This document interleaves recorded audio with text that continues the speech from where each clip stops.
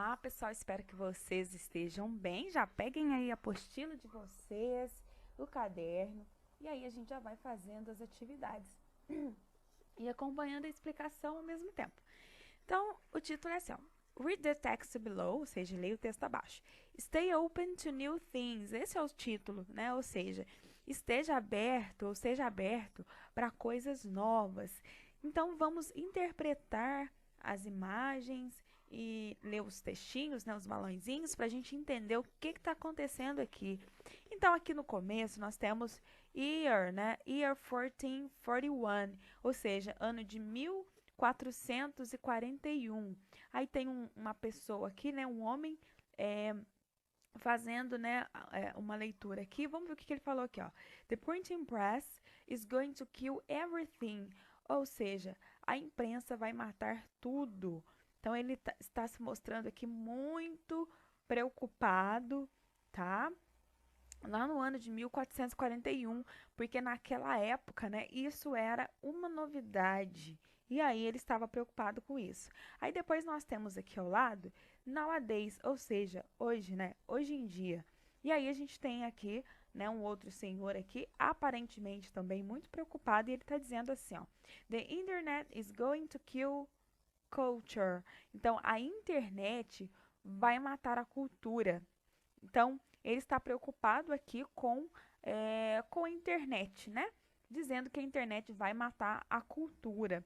Então, pelo título, pela imagem, por tudo que está escrito aqui, a gente pode perceber que essas duas pessoas estão preocupadas, né, com a mudança, com a inovação, tá? Olha para você ver, desde lá de 1441, né, desde que o mundo é mundo, as pessoas apresentam aí esse medo quando as coisas começam a mudar, né, quando chega alguma tecnologia nova, ou quando, enfim, quando acontece uma mudança, né, em qualquer esfera da sociedade, isso traz é, esse medo, né, insegurança para muitas pessoas, ok? Agora a gente vai ler o texto aqui, tá? Pra gente ver se a gente realmente conseguiu interpretar aí as imagens, o texto, para complementar aqui a nossa ideia. O texto em inglês está aqui, tá? E eu vou fazer a leitura em português com vocês, alright? Então vamos lá. Por padrão, os humanos são programados para se adaptar a coisas novas. É o comportamento cético e um sentimento de perder uma guerra que nos impede de fazê-lo.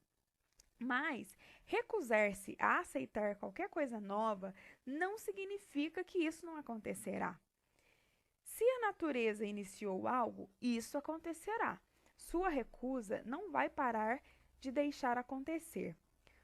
Mas a sua recusa em aceitar o impedirá de aproveitar as novas invenções para o seu próprio trabalho. Olha só, então realmente está falando aí de mudanças, alright? Então vamos lá. Número 1. Por padrão, os seres humanos são programados para quê? O próprio texto já traz para a gente aqui no começo, ó. Por padrão, os humanos são programados para se adaptar a coisas novas. Então, os seres humanos são programados para se adaptar a coisas novas. Então, aí a gente já encontra aí a resposta para a nossa questão número 1. Agora vamos para o número 2. Ao recusar uma novidade, por exemplo, a tecnológica, o que a pessoa pode perder? Então, segundo o texto, aqui ó, sua recusa não vai parar de deixar acontecer, mas sua recusa em aceitar o impedirá de aproveitar as novas invenções para o seu próprio trabalho. Então, o que a pessoa pode perder? Aqui, ó, a pessoa, né, ela pode perder a oportunidade, né, como diz o texto, de aproveitar as novas invenções para o seu futuro trabalho. Então, ela pode perder isso, né, e muitas outras coisas, mas de acordo com o texto é isso, né? Aqui, ó, sua recusa em aceitar o impedirá de aproveitar as novas invenções para o seu próprio trabalho. Então, vamos para a questão número 3. Analise o texto e a ilustração. É possível concluir que as inovações tecnológicas têm mais pontos positivos ou negativos, justifique a sua resposta. Aí, gente, é mais... É a partir da análise, né, do texto da ilustração e depois uma opinião pessoal, né? Então, aí você vai dizer, né, se as inovações tecnológicas têm mais pontos positivos ou negativos. Bom, eu tenho quase certeza que a maioria vai dizer que tem mais pontos positivos, né? E aí eu poderia citar para vocês vários pontos aqui que vocês provavelmente vão estar pensando aí, vocês vão pensar e vão colocar aí, né? Colocar aí como justificativa aí de resposta para vocês, né? Uma das coisas, eu vou listar algumas coisas aí e vocês vão pensando, se vocês concordam aí vocês colocam, se vocês não concordam, vocês colocam outra coisa. Então, como ponto positivo, né? Você pode fazer muitas coisas da sua casa, várias coisas da sua casa. Você pode assistir filme, ouvir música com facilidade. Você pode fazer cadastros, pagar contas. Isso aí, gente, na vida adulta ajuda de um tanto. Você poder pagar a conta da sua casa, do seu celular, ajuda bastante. Principalmente agora, né, em tempos de pandemia, a gente evitar aquelas filas enormes dos bancos, às vezes para pagar um boleto. Você tem acesso aí à informação muito rapidamente. É claro que tem os pontos negativos, né? Porque ao mesmo tempo que você tem acesso à informação muito rápido, também a desinformação, né? Você pode conhecer várias pessoas, se comunicar com os seus amigos. Às vezes seu amigo mora lá do outro lado da cidade ou mora em outra cidade e você pode conversar com esse seu amigo. Agora vamos falar também de alguns pontos negativos, né? A falta de concentração, as pessoas têm menos paciência, né, para se concentrar aí nas coisas, né? A falta de contato assim com o mundo, vamos colocar entre aspas aí, mundo real, né? Às vezes a pessoa está muito conectada com alguém que mora do outro lado da cidade, mas não está conectada com as pessoas que moram ali junto com ela, tá? E aí a gente tem os crimes da internet, tem o sedentarismo, e é isso, gente. São só algumas ideias para vocês, tá bom? Opa, nossa, tá tudo caindo aqui, gente, mas vamos continuar aqui com a nossa explicação. A número 4. De acordo com a ilustração, qual era o temor demonstrado na fala do personagem do primeiro quadrinho?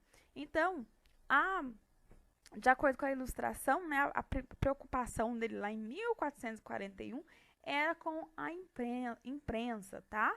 Estava preocupado com a imprensa. Número 5. No segundo quadrinho, qual é o temor demonstrado na fala do personagem? No segundo quadrinho, ó, aqui, ó. The internet is going to kill culture. Ele está preocupado com a cultura, né? Ele acha que a internet vai matar a cultura, tá? Esse é o pensamento dele. Vamos lá para a questão seguinte. Agora aqui na questão número 6, ó.